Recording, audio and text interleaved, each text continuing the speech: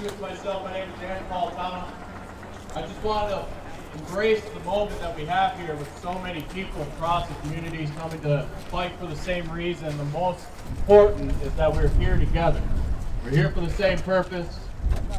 We have some people here today to speak for you that have been directly affected by the bullshit that's happening across the nation. So I just want to appreciate you all for coming here. Thank you. Continue to keep your signs up. Get a lot of people to anticipate and take knowledge of this event. Goods and services, and a lot of businesses will close as an indirect effect of all of this crap. And that's really how trickle-down works. Ozawa Watsamo Ikwe Nadizhnikaz, Migazi and Dodem Nindao. My name is Chloe Cannon and I'm the group leader of EUP Solidarity. Now before I get started, I just want to check in. Do we have any billionaires here? Do we have any working people here? That's what I thought. So I'm here as a tribal member, as an organizer, as an educator, as an auntie, as a wife, as a friend, and as a neighbor. And today I'm saying hands off for 3 reasons. First, I'm saying hands off as a tribal member. The United States Supreme Court recently wrote that our Constitution reserves for tribes an enduring place in the structure of American life. It promises us sovereignty for as long as we wish to keep it. It gives our parents the rights to raise their families as we please, the rights of our children to grow up in their culture, and the rights of our communities to resist fading into the twilight of our history. Those promises amount to a lease agreement, the rent the federal government owes us to live on our land. Well, I'm here today to tell you that that rent is due. And the final reason why I'm here is much more somber. As Anishinaabe people, our 7 grandfather teachings are love, respect, bravery, truth, honesty, humility, and wisdom. With those teachings in mind and with an eye to our history, we know how dark things can get. And we know that when dictators, oligarchs, and demagogues come for some of us, they usually end up coming for all of us. If they could deport random brown people in Massachusetts without due process, what is stopping them from coming for us? If they could strip trans kids of their rights, how do we know that they aren't coming for Indians next? And if they could strip our schools of their Title I funding, how can we know that our Social Security is safe? So I'm here to tell the billionaires, get their hands off our lives. But I am also here to say that we need to hold hands together. We need to agree that nobody lets go of each other's hands. And the final reason why I'm here is much more somber. As Anishinaabe people, our 7 grandfather teachings are love, respect, bravery, truth, honesty, humility, and wisdom. With those teachings in mind and with an eye to our history, we know how dark things can get. And we know that when dictators, oligarchs, and demagogues come for some of us, they usually end up coming for all of us. If they could deport random brown people in Massachusetts without due process, what is stopping them from coming for us? If they could strip trans kids of their rights, how do we know that they aren't coming for Indians next? And if they could strip our schools of their Title I funding, how can we know that our Social Security is safe? So I'm here to tell the billionaires, get their hands off our lives. But I am also here to say that we need to hold hands together. We need to agree that nobody lets go of each other's hands. So if you want to get involved, please join us. Join EUP Indivisible, join Up North Advocacy, join EUP Solidarity, or join all 3, because we are working together in coalition because we are one proud community. We need everybody in this fight. We need everybody here. And remember, protesting for one day will not save our democracy. Surgery or serious care, it's a trip to Iron Mountain.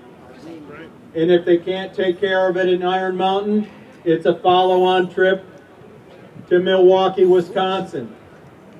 All transportation is provided to veterans for that free of charge. My concern is that with Elon Musk's Doge cuts, he's cutting people that are the most motivated people to do things for veterans. He's cutting the probational people. I've talked to people that don't like the VA. They said the VA doesn't do well. They don't like the people. People have been there for 30 years. They don't want to do their job.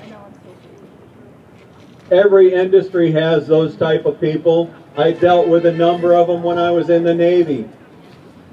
The problem is you need to document poor performance, and they can either improve their performance or they can be let go.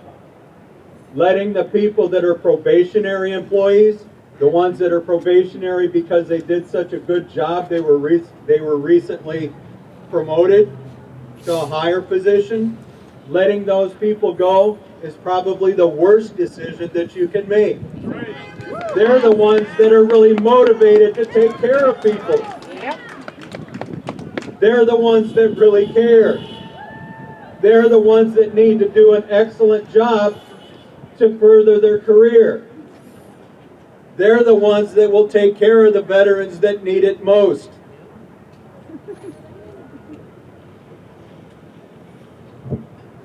My time in the Navy, I went in after Vietnam, months after Vietnam. I served in the Arabian Gulf, the Persian Gulf. When the Iranians took over the embassy, I was on a carrier in the Persian Gulf. I also cleared mines that the Iranians planted during Operation Earnest Will. If anybody knows that, that's when we led the tankers through the Gulf, through the minefields, the oil tankers. My concern is, again, veterans need our help. I hear a lot of Trump people, MAGA people talking about if you didn't give all the money to the illegal immigrants, we could house the homeless veterans. Let me tell you, if they really cared, they could house all the homeless veterans with a fraction of Trump's 2016 administration tax cut. Right. But the money was not there. Why? Because he wanted to give a tax cut to his rich friends. Let's talk about the Eastern Upper Peninsula. We're rural, we're hardworking, and we're proud of our community and our schools. Oh yeah. But let's not pretend like we don't face our challenges. We've got aging school buildings, long bus rides, underfunded programs, families working 2 or 3 jobs to make ends meet.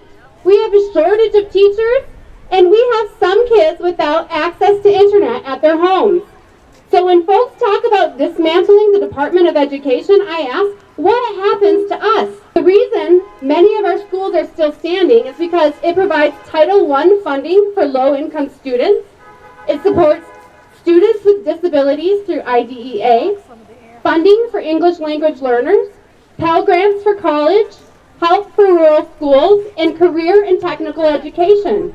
If the Department of Education disappears, it won't hurt the wealthy suburbs or private schools. It will hurt communities like ours. It'll hurt rural schools, working class kids, and families doing their best to get ahead. To attack the trans community is to attack a very small, very vulnerable group of people.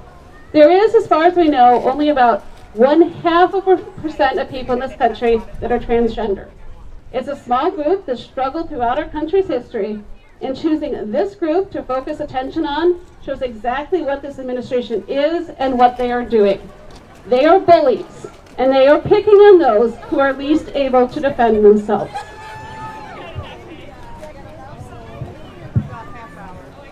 And this is what breaks my heart the most.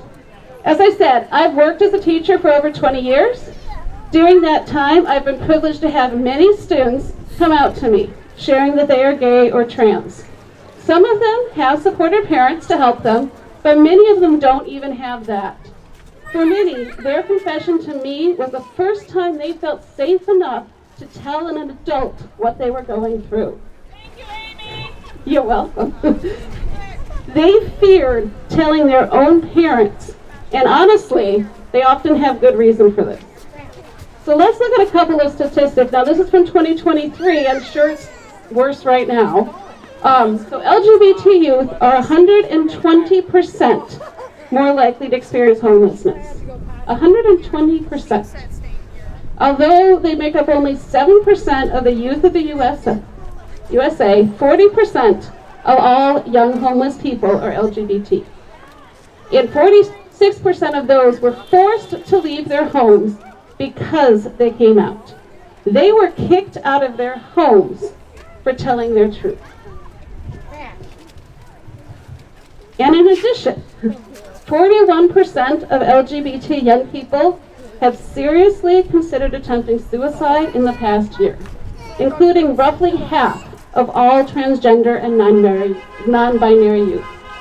Half of all the trans youth have considered killing themselves. And let's be clear, they are not suicidal because they are gay or trans. They are suicidal because of how society treats people who are gay and trans. Right. Justice anywhere is a threat to justice anywhere. It's time for us to fight for what is right, for the rights of all. Thank you. Stand in community and stand up for each other. They give less, we give more.